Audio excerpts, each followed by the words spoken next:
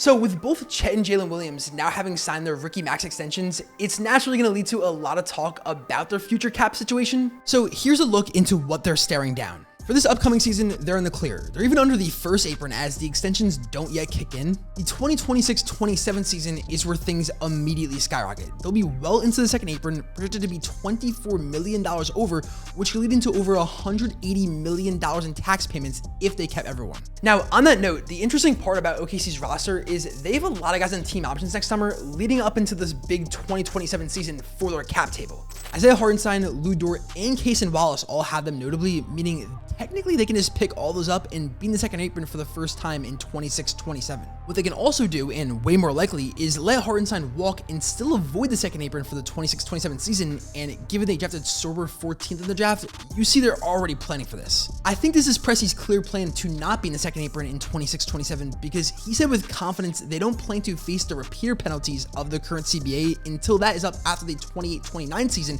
and that's a key thing to note. There's an opt-out in the summer of 2029 for the NBA to renegotiate the CBA, and the reason why I keep bringing up the word repeater tax is because that's the big thing with the buzzword of the second apron. If you're in it for 3 to 4 seasons, you face these repeater tax penalties that are just obnoxious. You're paying $6.75 in taxes for every dollar spent over the second apron line, and I couldn't find a definitive source on this, but the number I believe can go even higher. I'm giving a very quick spark note to this all because it's a lot more complex, but they're probably planning to then go into the second apron for the first time for 2027-28 and then 2028-29, and are then hoping the league restructures the collective bargaining agreement that can provide some relief for them to avoid those repeater penalties that would be devastating for 2029-30. Overall, the things to note with OKC, Hartenstein was always seen as a rental, and look, they're going to have to hit on these draft picks to fill the voids that the Carusos, Iharts, Lou Dorts will leave.